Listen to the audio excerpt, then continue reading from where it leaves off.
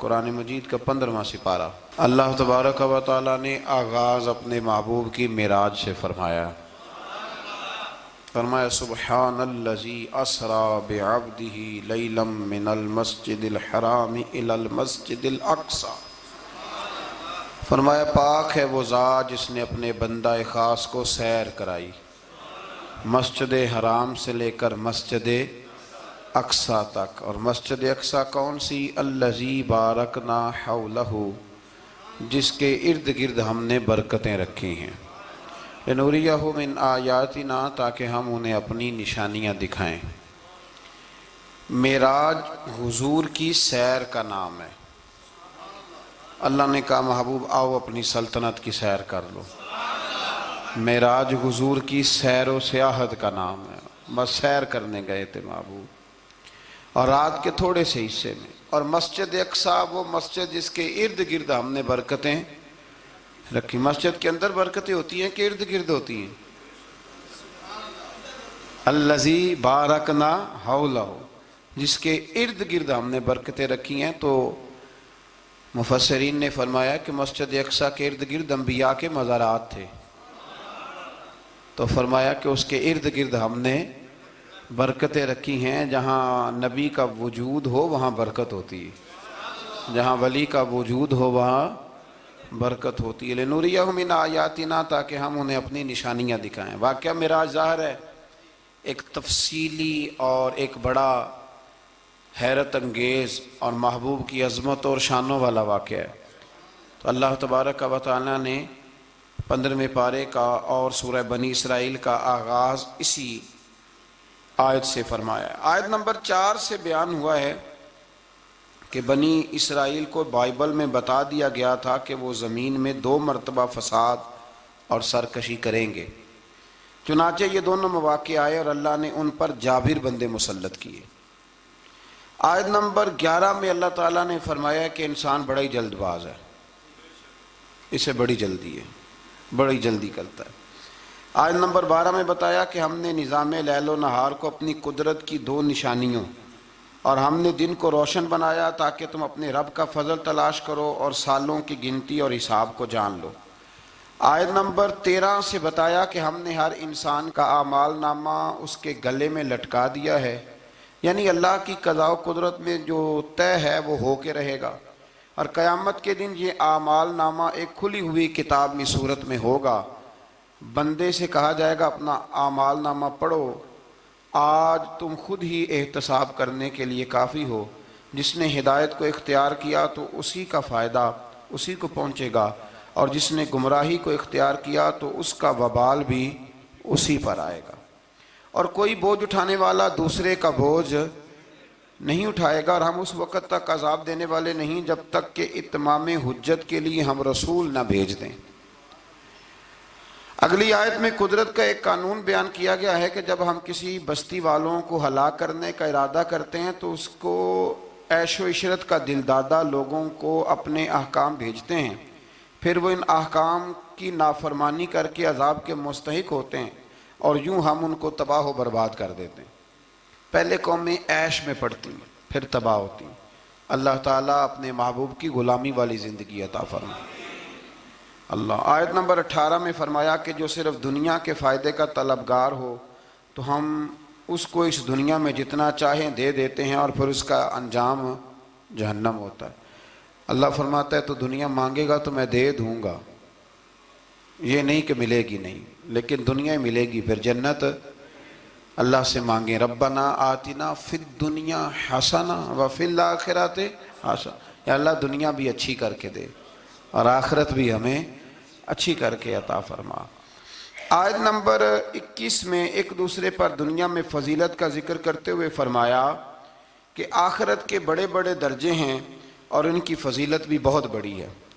آیت نمبر 23 میں والدین کے حقوق کی جانب متوجہ کرتے ہوئے فرمایا کہ تمہارے رب نے حکم دیا ہے کہ اس کی سوا کسی کی عبادت نہ کرو، اور ماں باپ کے ساتھ نیک سلوک کرو۔ اگر تمہاری زندگی میں وہ دونوں یا ان میں سے کوئی ایک بڑھاپے کو پہنچ جائے تو اس کو اف تک نہ کہو، ان کو جھڑکو بھی نہیں، اور ان کے ساتھ ادب سے بات کرو، اور ان کے لیے عاجزی اور رحم دلی کے بازو جھکائے رکھو، اور یہ دعا کرو کہ اے میرے رب ان پر رحم فرما جیسا کہ انہوں نے بچپن میں رحم کے ساتھ میری پرورش فرمائی تھی۔ آیت نمبر 26 میں قرابت داروں، مسکینوں اور مسافروں کے حقوق ادا کرنے اور فضول خرچی سے اجتناب کا حکم ہے، اور یہ کہ فضول خرچی کرنے والے شیطان کے بھائی ہیں، اور اگر بسبب تنگ دستی خرچ نہ کر سکو تو ان سے نرم بات ہی کر لو۔ فرمایا رشتہ داروں پہ خرچ کرو، اپنی ذات پہ فضول خرچی نہ کرو، اور اگر تم خرچ نہیں کر سکتے، غریب ہو، تو کم از کم اخلاق کا مظاہرہ ہی کر لو، رشتہ داروں کے اندر تلخ جملوں کا تبادلہ تو نہ کرو۔ آیت نمبر 29 نے تسلسل کے ساتھ احکام کا بیان ہے، تسلسل کے ساتھ۔ نمبر 1 فرمایا خرچ کرنے میں بخل، ہرس اور فضول خرچی کے درمیان میانہ روی کو اختیار کرنا، یعنی نیک کاموں میں کھلے دل سے خرچ کرنا اور مباح کاموں میں اعتدال کے ساتھ خرچ کرنا، اور ناجائز کاموں میں بالکل خرچ نہ کرنا۔ نمبر 2 ارشاد فرمایا کہ افلاس کے خوف سے اولاد کو قتل کرنے کی تمہیں ممانعت ہے، اور یہ کہ سب کا رزق دینے والا اللہ ہے۔ نمبر 3 میں فرمایا کہ زنا بہت بری چیز ہے، اس سے بچو۔ نمبر 4 میں قتل ناحق کی ممانعت ہے، اور قصاص لینے میں حد اعتدال میں رہنے کا حکم ہے۔ نمبر 5 میں یتیم کا مال کھانے کی ممانعت ہے، اور اس کے بالغ ہونے تک اس کے مال کی حفاظت کا حکم ہے۔ نمبر 6 وعدوں کے پورے کرنے کا حکم دیا گیا، یہ آیت نمبر 29 میں سارے احکام ہیں۔ اور نمبر 7 ناپ تول میں خیانت کی ممانعت کی گئی۔ نمبر 8 جس چیز کا علم نہ ہو اس کے در پہ ہونے کی ممانعت کی، جس کا پتہ نہیں اس مسئلے میں پڑھنے سے اللہ نے یہ تو بڑا مشکل کام بتا دیا ہے۔ یہاں تو جس کو بالکل بھی نہیں نہ پتا وہ بھی 1 2 3 فتوے تو دن میں دے ہی دیتا ہے، اللہ ماشاءاللہ۔ فرمایا جس کا پتہ نہیں اس کام کے پیچھے بے شک کان، آنکھ، دل ان سب سے روز قیامت سوال ہوگا۔ 9 نمبر میں فرمایا تکبر اور اطراء کے چلنے والے ٹھیک نہیں کرتے، ان کی مذمت ہے۔ نمبر 10 شرک کی مذمت بیان کی گئی، اور 11 نمبر پہ یہ بھی بیان ہوا کہ کسی کی روزی کی کشادگی یا تنگی کا مدار اس کی فضیلت یا بے قدری نہیں کہ بندہ اچھا نہیں تھا اس لیے اللہ نے پیسے نہیں دیے۔ فرمایا یہ اس کی بے قدری اس وجہ سے نہیں، یہ اللہ تعالیٰ کی حکمت اور مشیت کا معاملہ ہے۔ اللہ زیادہ بہتر جانتا ہے کہ کسی کو اس نے کیا دینا ہے۔ ان تفصیلات کے بعد فرمایا اے رسول یہ وہ حکمت والی باتیں ہیں جن کی ہم نے آپ کی طرف وحی فرمائی ہے۔ اقوال زری لکھے ہوتے ہیں نا، آپ اس طرح کریں سورہ بنی اسرائیل کی آیت نمبر 29 لکھ کے لگائیں۔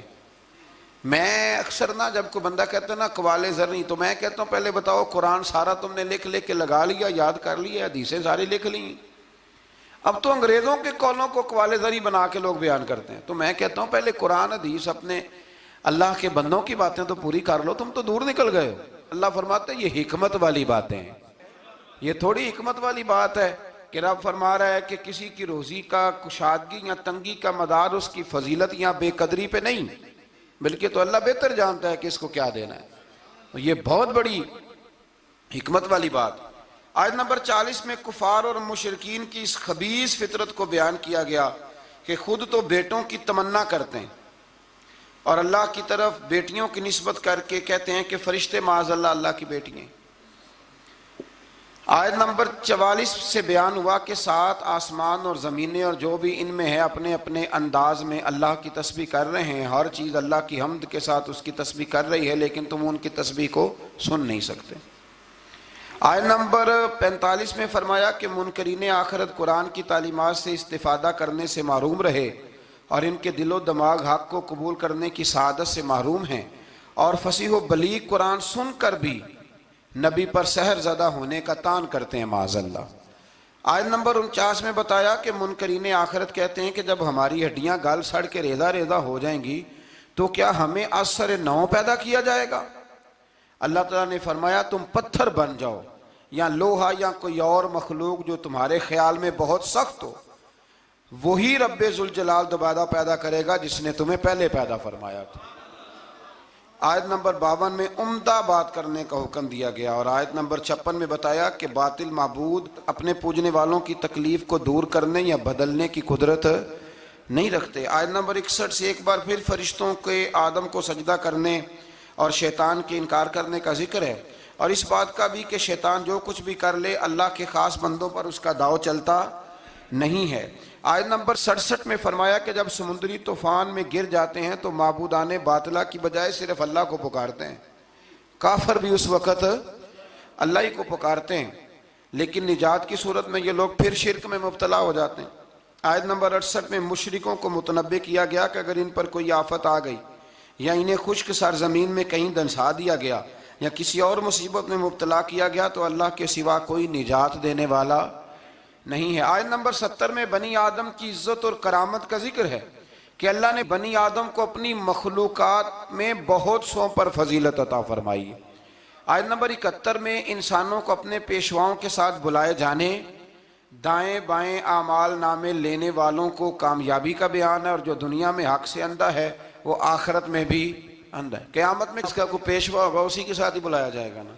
تو جو ساری زندگی کہتا رہے میں مانتا ہی نہیں کسی کو، کوئی امام نہیں، کوئی تقلید نہیں، کوئی شے نہیں، تو وہ کدھر جائے گا؟ ہاں اسی کے ساتھ جائے گا.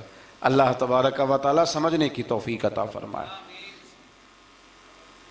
پھر اللہ تبارک و تعالی نے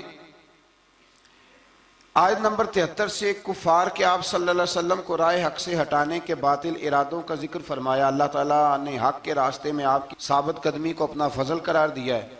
آپ کو جزیرہ عرب سے نکالنے کی کفار کی سازش کا ذکر کرتے ہوئے فرمایا کہ وہ ایسا کرنے میں کامیاب ہو بھی جائیں تو برے انجام سے بچ سکتے نہیں. اشارتاً 5 نمازوں کا حکم فرمایا، فجر کی فضیلت کا بیان کیا، نماز تہجد کی ترغیب، اور رسول اللہ صلی اللہ علیہ وسلم کے لیے مقام محمود جو مقام شفاعت کبریٰ ہے، جہاں کھڑے ہو کے رسول پاک امت کی سفارش فرمائیں،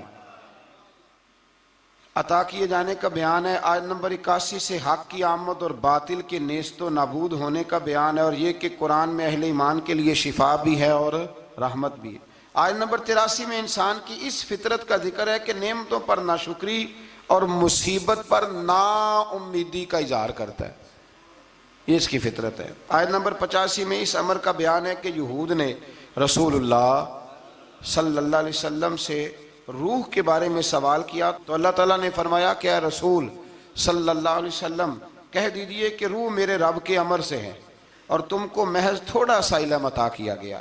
اس سے یہ بتانا مقصود ہے کہ جن چیزوں کی حقیقت جاننے پر ہدایت اور نجات موقوف نہیں نا، ان کے در پہ ہونے کی تمہیں ضرورت بھی نہیں ہے. آیت نمبر 88 میں ایک بار پھر قرآن کے مثل لانے کا چیلنج اور کافروں کے عجز کا بیان.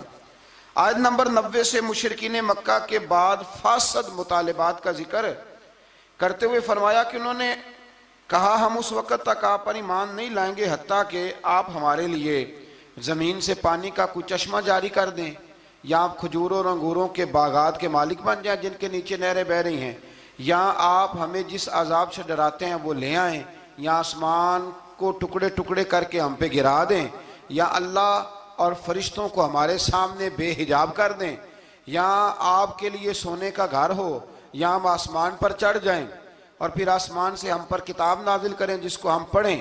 ان سب مطالبات کے جواب میں اللہ نے فرمایا اے رسول صلی اللہ علیہ وسلم کہہ دو میرا رب ہر عیب سے پاک ہے، میں کوئی شعبدے باز نہیں ہوں، بلکہ میں تو اللہ کا وہ بندہ ہوں جسے اللہ نے اپنا رسول بنا کے بھیجا ہے. یہ کچھ لوگ نا شعبدوں کی باتیں کرتے ہیں، آج بھی کرتے ہیں، فلانے پیر صاحب ہیں جی، یہ جو کچھ لوگ بڑے بڑے نادان ہیں نا، یہ ساری آپ پڑھ لیں آیت نمبر 90، تو وہی سارے سوالات ہیں جو آج کا بد مذہب ولیوں کے بارے میں کرتا ہے. کہتا ہے اگر ایسے ہیں تو پھر یہ کر دیں، پھر وہ کر دیں. او خدا کے بندو، ولی شعبدے دکھانے نہیں آتے، بندوں کو رب سے ملاتے ہیں. ان کا کام پیغام حق دینا ہے، ان کا یہ کام نہیں ہے. آیت نمبر 94 سے کفار مکہ کے اس اعتراض کا ذکر ہے کہ اللہ نے بشر کو رسول بنا کے کیوں بھیجا؟ استغفر اللہ، یعنی کوئی فرشتہ کیوں نہیں بھیجا؟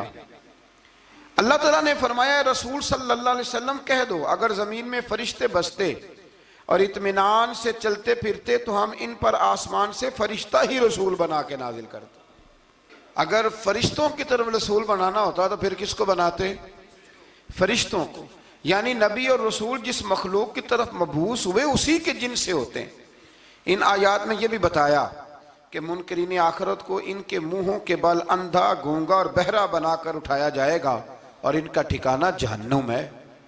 آیت نمبر 100 میں فرمایا کہ آپ کہیے اگر بالفرض تم میرے رب کی رحمت کے خزانوں کے مالک ہوتے تو تم خرچ کے ڈر سے ان کو روکے رکھتے، اور دراصل انسان ہے ہی بخیل، یہ کنجوس ہے، یہ اللہ کی دی ہوئی توفیق سے بھی اس کے رستے میں خرچ کرنے کو تیار نہیں ہوتا۔ آیت نمبر 101 سے موسیٰ علیہ السلام کو 9 معجزات عطا کیے جانے، فرعون کا آپ کو ساحر کہنے، فرعون کے غرق ہونے اور بنی اسرائیل کے زمین میں آباد ہونے کا ذکر ہے۔ آیت نمبر 105 میں قرآن مجید کو بتدریج تھوڑا تھوڑا نازل کر کے نازل کرنے کی حکمت یہ بتائی گئی کہ رسول ان پر ٹھہر ٹھہر کے پڑھیں گے، ان کے لیے قرآن کو سمجھنے میں آسانی ہوگی۔ مشرکین مکہ اعتراض کرتے تھے کہ کبھی آپ اللہ کہتے ہیں کبھی رحمان کہتے ہیں، ہم تو رحمان کو نہیں جانتے، تو اللہ نے فرمایا رسول کہہ دیجئے کہ معبود برحق کو تم اللہ کہہ کے پکارو یا رحمان کہہ کے پکارو، تم اسے جس نام سے بھی پکارو گے سب اسی کے نام ہے، اور اسے پکارنے میں میانہ روی سے کام لو۔ آخری آیت میں فرمایا کہ اللہ کی نہ کوئی اولاد ہے، نہ کوئی اس کی سلطنت میں اس کا شریک ہے، نہ اسے کسی مددگار کی ضرورت ہے، اور آپ اس کی کبریائی کو بیان کرتے رہیے۔ آگے شروع ہو جاتی ہے سورہ کہف۔ اصحاب کہف کا نام تو سنا ہے نا ماشاءاللہ آپ حضرات۔ پہلے اس کی فضیلت میں ایک حدیث نہ بیان کروں؟ نبی کریم صلی اللہ علیہ وسلم نے فرمایا، یہ مسلم شریف کی حدیث ہے، دجال آئے گا قیامت کے قریب اور بڑے لوگوں کو گمراہ کرے گا، تو حضور نے فرمایا جو سورہ کہف کی 10 آیات زبانی یاد کر لے نہ وہ دجال کے فتنے سے بچ جائے گا۔ اللہ توفیق عطا فرمائے۔ اس سورہ مبارکہ کی آیت نمبر 9 سے اصحاب کہف کا ذکر شروع ہوتا ہے۔ اصحاب کہف، جب حضرت عیسیٰ علیہ السلام کو اللہ کریم نے چوتھے آسمان پہ بلا لیا نا، تو دقیانوس نام کا ایک بادشاہ ہوا بنی اسرائیل کے اندر، بڑا ظالم تھا، اس نے گمراہی پھیلا دی، اور جو لوگ معاذ اللہ کفر اور شرک نہیں کرتے تھے انہیں قتل کروا دیتا تھا۔ تو 7-8 نوجوان اپنا ایمان بچا کے بھاگے۔ او ہو اللہ اکبر، ساری دنیا مال بچا کے بھاگتی، وہ 7-8 نوجوان اپنا ایمان بچا کے بھاگے کہ یہ ہمیں کہیں کفر کی طرف نہ لوٹا دے، تو جا کے ایک غار کے اندر چلے گئے، تو ایک کتا بھی ان کے ساتھ ہو گیا۔ انہیں کتے کو بڑے روڑے مارے کہ یہ اگر بھونکے گا، آواز نکالے گا تو ہم پکڑے جائیں گے، ہم نے تو چھپنا ہے، پر اس کو نہ ولیوں سے پیار ہو گیا تھا۔ اس نے کہا بھگاؤ جتنا مرضی مجھے، فطرت میری ہے کہ میں بھونکتا ہوں، پر جب اللہ کے ولی ہوں تو پھر میں ادب کرتا ہوں۔ یہ قرآنی واقعہ ہے۔ اچھا، یہ عین وہ واقعہ ہے قرآن مجید کا کہ جو بہت ساری چیزوں پر ویسے ہی نص ہے اور بہت ساری زبانیں ویسے ہی گنگ ہو جاتی۔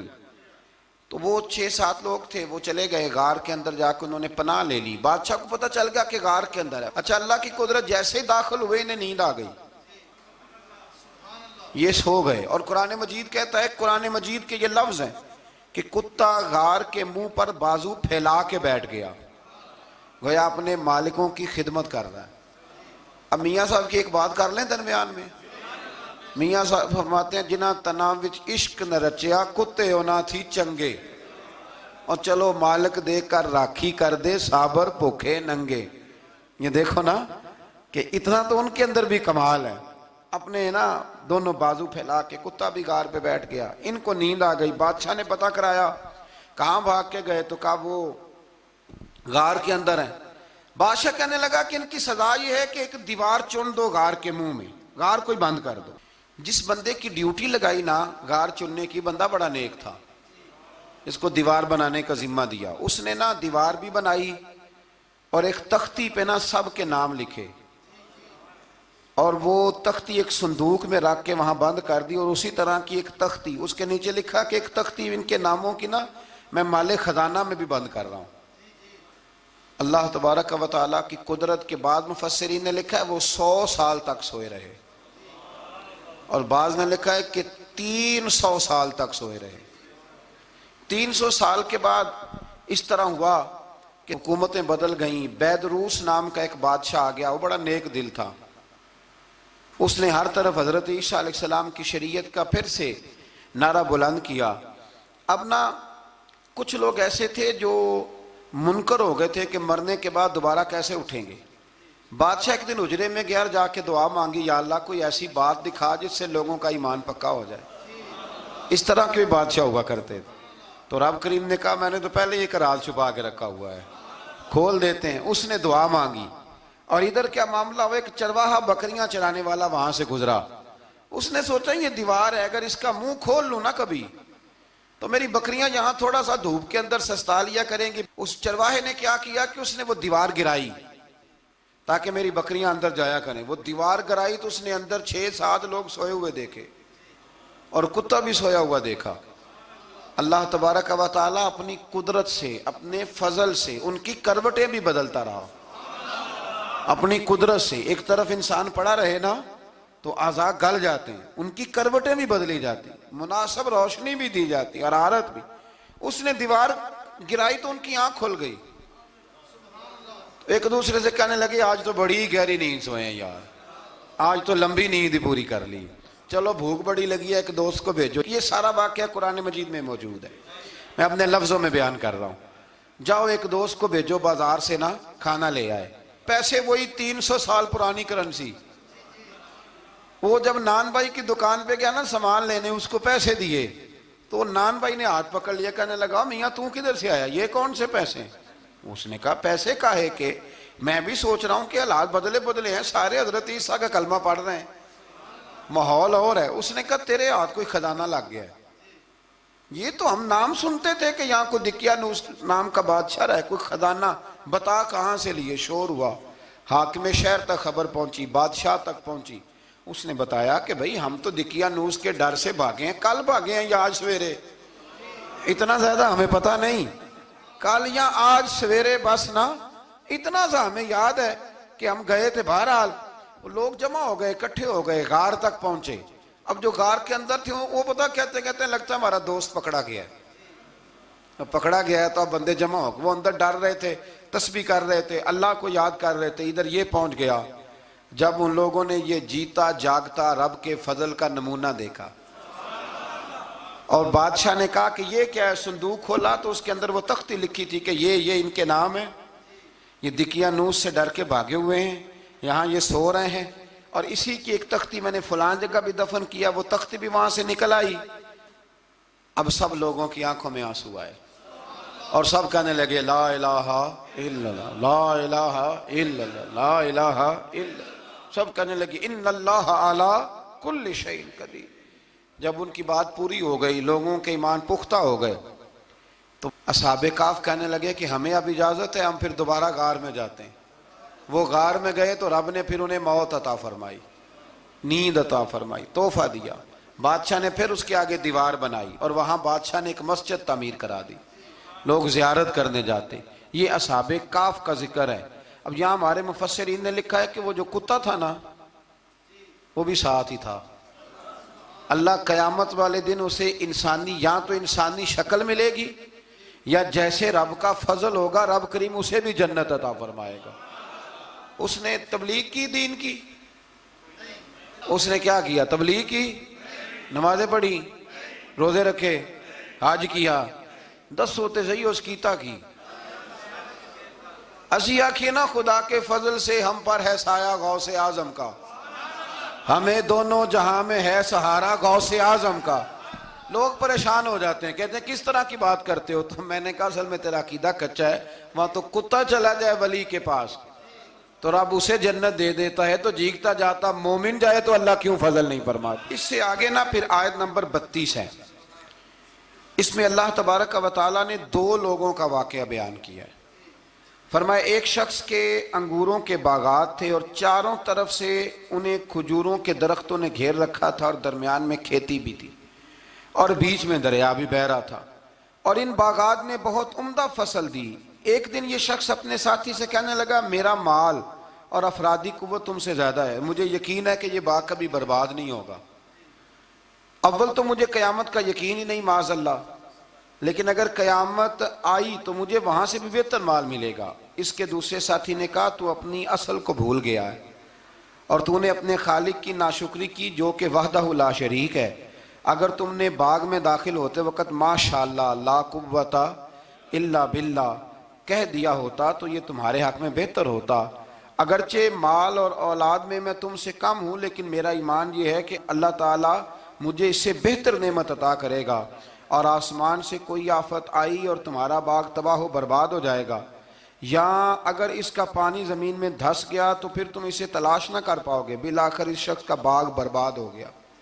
وہ جو کہتا تھا نا مجھے یقین نہیں قیامت نہیں آئے گی، اس کا باغ ہی، اور وہ کف افسوس ملتے ہوئے کہنے لگا کاش میں نے شرک نہ کیا ہوتا، لیکن پھر اس کا کوئی نہ مددگار تھا اور نہ حمایتی۔ آیت نمبر 45 میں اللہ تعالیٰ نے دنیا کی زندگی کی ناپائیداری کو ایک مثال سے بیان فرمایا کہ آسمان سے بارش نازل ہوئی، گھنا سبزہ نکلا، پھر وہ سوکھ کر چورا چورا ہو گیا، جسے ہوا اڑا کے لے گئی، مال اور بیٹے تو محض جیتی دنیا کا سنگار ہے۔ جب تک تم زندہ ہو تب تک مال بھی ہیں اور بیٹے بھی ہیں، والباقیات الصالحات، ہاں اگر کچھ ہے باقی رہے گی تو تمہارے اچھے اعمال باقی رہیں گے، اور اگر اولاد نیک ہوئی تو وہ بھی باقیات الصالحات میں شامل ہو جائے گی۔ آیت نمبر 47 سے فرمایا کہ قیامت کے دن تمام روئے زمین پر ایک کھلے میدان کی صورت میں ہوگا، سب لوگ صف باندھے رب کے حضور اکیلے حاضر ہوں گے اور اپنے اعمال ناموں کو دیکھ کر خوف زدہ ہوں گے، کہیں گے ہائے افسوس اس اعمال نامے کو کیا ہوا، اس نے نہ کوئی صغیرہ گناہ چھوڑا نہ کبیرہ، مگر سب کو شمار کیا۔ آیت نمبر 50 میں حضرت آدم علیہ السلام کو فرشتوں کے سجدہ، ابلیس کی نافرمانی اور شیطان اور اس کی ذریت کے انسان کے دشمن ہونے کا بیان ہے۔ آگے پھر ذکر شروع ہو جاتا ہے حضرت موسیٰ علیہ السلام اور حضرت خضر علیہ السلام کا۔ یہ لفظ خضر بھی ہے اور خضر بھی ہے، یہ دو تین طریقوں سے پڑھا جاتا ہے۔ حضرت خضر کے بارے میں مختلف روایات ہیں کہ یہ ولی ہیں کہ نبی ہیں، لیکن مضبوط رائے اکثر بزرگوں کی یہی ہے کہ یہ بھی اللہ کے نبی ہیں، اور بعض نے لکھا ہے یہ ہمیشہ سے زندہ ہیں۔ یہ دو اللہ کے نبی حضرت الیاس علیہ السلام اور حضرت خضر علیہ السلام، یہ دونوں ہر سال حج میں بھی جاتے ہیں، ہر سال حج میں بھی جاتے ہیں، کیونکہ ایک روایت ملتی ہے کہ محبوب کریم علیہ السلام حج پہ گئے تو فرمایا میں الیاس اور خضر کو پہاڑوں سے اترتے ہوئے دیکھ رہا ہوں۔ تو جن کو اللہ نے کھلی آنکھیں دی ہوتی ہیں پھر انہیں زیارت بھی ہوتی ہے، انہیں یہ نظر بھی آتے ہیں۔ حضرت خضر علیہ السلام کو اللہ نے علم لدنی عطا فرمایا۔ یہ علم لدنی اللہ جس کو اپنے پاس سے عطا کر دے اس کو علم لدنی کہتے ہیں۔ حضرت موسیٰ علیہ السلام ایک دن تقریر کرتے ہوئے کسی نے پوچھا کہ آپ سب سے بڑے عالم ہیں، فرمایا الحمدللہ۔ تو اللہ کریم نے فرمایا نہیں ہے موسیٰ کلیم آپ سے بڑے بڑے بھی ہیں، بڑے بڑے لوگ ہیں۔ ہمارے ہاں مسئلہ ہے پا نہ پڑی اور لوگ مناظرہ کرنے آتے ہیں، کئی دفعہ لوگ نا مسئلہ بتاتے ہیں تو میں کہتا ہوں جناب آپ نے بتا دیا کہ اب آپ نے حکم کرنا ہے، اب آپ نے حکم کرنا ہے۔ کبھی کبھی کچھ لوگ ایسی باتیں کرتے ہیں وہ جی آپ ایک بندے کا نام لیتے ہیں ذکر کرتے ہیں، تو میں نے کہا چلو ہم نے بھی کہیں کچھ پڑھا ہی ہوگا نا تبھی تو ذکر کرتے ہیں، لیکن جو آتے ہیں نا لوگ وہ مشورہ تمہارے دور میں ہے ہی نہیں، جس نے جو لائن پڑھ لیا ہے وہ اس پہ پکا ہو گیا، سارا نہیں نہ پڑھا، سارا پڑھے پھر بات سمجھ میں آتی ہے۔ حضرت موسیٰ کلیم اللہ کے نبی ہیں اور کیا بات ہے ان کی، اور یہ بھی اللہ کا فضل ہوا حضرت موسیٰ نے یہ بات کی تبھی تو ہمیں اتنی شاندار حکمتوں کے پھول ملے، یہ بھی حضرت موسیٰ کا ہی کمال ہے۔ تو حضرت موسیٰ نے کہا کہ اے اللہ وہ جو مجھ سے بڑا ہے عالم ہے وہ کہاں ملے گا جس سے میں حکمت کی بات سیکھوں، تو فرمایا جہاں مجمع البحرین ہے نا دو دریا ملتے ہیں وہاں وہ ملے گا۔ حضرت موسیٰ کلیم سے اللہ نے فرمایا کہ جاؤ جہاں دو دریا ملیں گے نا وہاں تمہیں وہ شخص ملے گا۔ تو یا اللہ میں کس طرح، فرمایا زادرہ ساتھ لے جاؤ کھانے پینے کا سامان۔ حضرت موسیٰ کلیم لے گئے، مچھلی بھی لے گئے، فرمایا یہ مچھلی جہاں تمہارے برتن سے نکل کے دریا میں داخل ہو وہاں دریا میں شگاف پڑ جائے گا، وہاں وہ تمہیں شخص ملے گا۔ حضرت موسیٰ نے اپنے خادم حضرت یوشع بن نون علیہ السلام کو بھی ساتھ لیا، یہ بعد میں حضرت موسیٰ علیہ السلام کے جانشین ہوئے۔ یہ دونوں سفر پہ نکل گئے، ایک جگہ پہ پہنچے جہاں پہاڑ تھا ساتھ دریا بھی تھا، اس کے نیچے آرام کرنے لگے۔ حضرت موسیٰ کلیم سو گئے تو یوشع بن نون علیہ السلام موجود تھے، مچھلی جھٹ سے نکلی دریا میں داخل ہو گئی، وہاں راستہ بھی بن گیا۔ اب اٹھے حضرت موسیٰ کلیم، جب اٹھے تو فرمایا چلو چلیں، تھوڑا آگے جا کے فرمایا بھوک لگ رہی ہے کھانا تو نکالو۔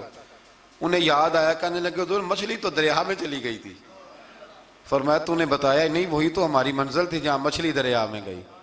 پھر وہاں سے واپس آئے قدموں کے نشانوں پہ، وہاں پہنچے جہاں مچھلی گئی تھی، تو وہاں ایک شخص لیٹا ہوا تھا، چادر لے کے آپ نے سلام لی تو انہوں نے کہا وعلیکم السلام یا موسیٰ کلیم اللہ. تو آپ نے فرمایا آپ کون ہیں؟ فرمایا میں وہی ہوں جس کو آپ تلاش کر رہے ہیں. تو فرمایا آپ نے مجھے کیسے پہچانا؟ فرمایا جس رب نے تمہیں بھیجا ہے نا اس نے ہی مجھے بتایا ہے کہ موسیٰ آ رہے ہیں، موسیٰ آ رہے ہیں. اب حضرت خضر نے جو کچھ فرمایا وہ بڑا شاندار ہے. فرمایا موسیٰ کچھ باتیں ایسی ہیں جن کا آپ کو علم ہے اور مجھے نہیں، اور کچھ ایسی ہیں جن کا مجھے علم ہے اور آپ. اللہ اکبر. یہ کبھی ہماری سمجھ میں بات آ جائے، یہ کبھی سمجھ میں آ جائے. کچھ باتیں ایسی ہیں جس کا مجھے علم ہے، اور یہ بڑے بڑے سیانے بندے نہیں مانتے. بڑے بڑے میں عالم ہوں جی، تو آپ عالم ہیں میاں ایک شعبے کے، لیکن بہت سارے دنیا میں شعبے ہیں نا. دین کے عالم کا درجہ سب سے بڑا ہے، لیکن قانونی مشاورت کرنی ہے تو آپ وکیل سے کریں گے.